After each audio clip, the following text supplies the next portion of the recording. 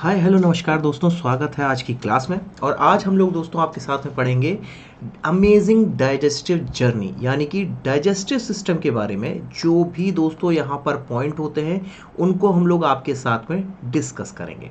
तो आइए शुरू करते हैं। तो दोस्तों यहाँ पे बात होगी आपके लिए डाइजेस्टिव सिस्टम की। राइटिंग थोड़ी सी यहाँ पे आपके लिए खराब रहेगी। खैर, तो दोस्तों अगर मैं बात करूं कभी भी आपसे डाइजेस्टिव सिस्टम के बारे में, तो एक चीज़ याद रखिएगा कि हमारा जो डाइजेस्टिव यानी पाचन तंत्र होता है वो हमारे दोस्तों माउथ यानी कि जो हमारा बक्कल कैविटी है उससे शुरू होता है। इसी को हिंदी में हम लोग मुख गुहा के नाम से भी जानते हैं। तो ये जो माउथ होता है दोस्तों, यहाँ से शुरू होकर के एनस यानी कि दोस्तों जो लास्ट पार्ट है डाइजेस्टिव सिस्टम का, यहाँ पर जाकर के ये अंत होता है।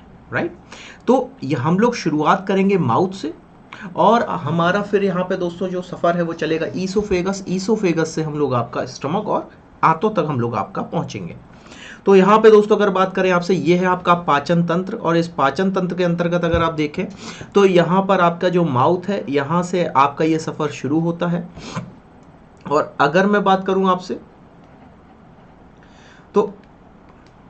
तो ये जो दोस्तों आपके लिए माउथ होता है, राइट, इस माउथ में हमारे पास तीन ग्लैंड होती हैं। एक होती है पैरोटिड, दूसरी होती है सबलिंगुअल जो कि हमारे दोस्तों जीभ के पास होती है, और तीसरी होती है सबमैंडिबुलर जो कि हमारे दांतों के पास जो है आपकी वो उपस्थित होती है। तो दोस्तों इनको हम लोग सलाइवरी ग्लैंड्स भी कहते हैं। और ये जो सलाइवरी ग्लैंड्स होती हैं दोस्तों, ये हमारे खाने को च्यू करने यानी फिजिकल ब्रेकडाउन में आपका मदद करती हैं। और वहीं दोस्तों अगर बात करें आपसे, तो आपके लिए अगली चीज़ है जो कि माउथ से जुड़ी हुई, यहाँ पे एक पाइप होती है जो खाने को हमारे शरीर के अंदर भेजती है, और इसको कहते हैं ईसोफेगस। लेकिन अगर मैं बात करूं दोस्तों आपसे, तो ये जो आपका, और हम लोगों ने बक्कल कैविटी में देखा कि आपके लिए टीथ था, टंग था, उसी तरह से दोस्तों जब हम ईसोफेगस में जाते हैं तो यहाँ पे जो खाना दोस्तों नीचे की तरफ जा रहा है, राइट, इसको हम लोग दोस्तों एक नाम देते हैं पेरिस्टालसिस। राइट, इस खाने को जो हम नीचे की तरफ जाता है ना, इसको हम लोग पेरिस्टालसिस के नाम से जानते हैं। इसको आप नोट कर लीजिएगा। तो पेरिस्टालसिस क्या है? सिंपल सा एक मूवमेंट है जो कि नीचे की तरफ, ऊपर से नीचे की तरफ जा रहा है खाना ईसोफेगस के अंतर्गत। तो ये है दोस्तों आपके लिए पेरिस्टालसिस। राइट, चलिए आगे बढ़ते हैं। तो दोस्तों यहाँ से अब ईसोफेगस से खाना पहुंच चुका है आपका स्टमक में, यानी आपके पेट में। जब आप खाना खाते हो आपका तो पेट भर गया, तो यही स्टमक है जो कि भर जाता है। इसकी खासियत क्या है दोस्तों? इसके अंदर में दोस्तों यहाँ पर आपके रगे होते हैं, रगे, जिसको हम लोग दोस्तों यहाँ पर अगर आप बात करें आपसे, तो ये जो दोस्तों आपके लिए गैस्ट्रिक रगे जिसको हम लोग कहते हैं, इसी से गैस्ट्रिक जूस यानी HCl का उत्पादन होता है। राइट, यहाँ से आपका गैस्ट्रिक जूस यानी कि HCl का उत्पादन होता है, जो पहले इस आंत को साफ करेगा, फिर खाने को स्टोर करेगा, उसको केमिकली भी ब्रेक डाउन करने में मदद करता है। और यहाँ पे दोस्तों आपकी इस मदद में आपके लिए यहाँ पे दोस्तों दो जो है एंजाइम काम आते हैं, जिनको हम लोग पेप्सिन और रेनिन के नाम से भी जानते हैं। तो एक हो गया आपके लिए पेप्सिन और दूसरा हो गया रेनिन एंजाइम, जो कि आपके स्टमक में उपस्थित होते हैं। तो दोस्तों ये जो तीन चीज़ें होती हैं यानी कि HCl, पेप्सिन और रेनिन, ये आपके खाने को ब्रेक डाउन करने में, तोड़ने में सहायता करती हैं।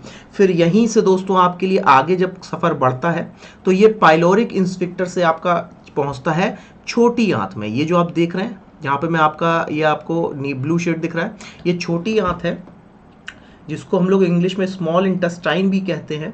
और इसके दोस्तों यहाँ पर आपके लिए तीन भाग होते हैं। पहला है डिओडेनम, दूसरा जेजुनम, तीसरा इलियम।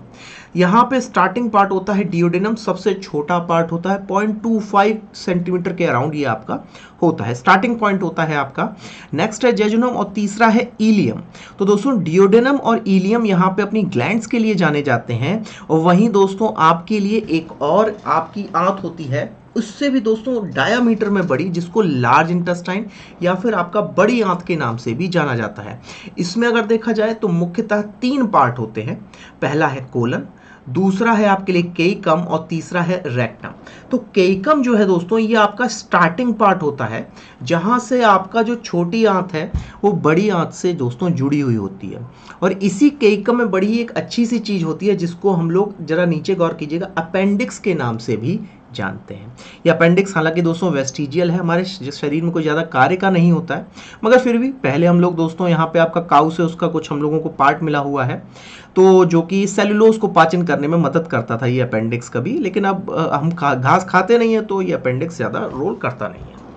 तो दोस्तों यही आपका अपेंडिक्स जो है पहुंचता है आपका बड़ी आंत में। बड़ी आंत में ये आपका खाना स्टोर रहता है, जहाँ छोटी आंत में जो पचा हुआ खाना हम लोगों ने स्टमक में देखा था ना, वो आपका छोटी आंत में जाता है तो आपका एब्जॉर्ब भी हो रहा होता है, मतलब थोड़ा सा वो अपने जूस को ले भी रहा होता है और उसको ब्रेक डाउन भी कर रहा होता है। लेकिन जब हम लोग बड़ी आंत में आते हैं तो एक तरीके से समझिए ये आपके लिए एक टैंक के रूप में है, जहाँ पे सारा खाना और सारा पानी जो है एब्जॉर्ब और रीअब्जॉर्ब हो रहा है।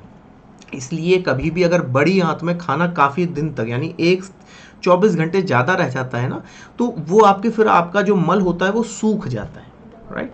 तो ये है दोस्तों कहानी एनस तक पहुंचने की, जिसको हम लोगों ने कहा डाइजेस्टिव सिस्टम। कैसा लगा ज़रूर बताइएगा। मिलेंगे फिर अगली क्लास में। नमस्कार, थैंक यू वेरी मच।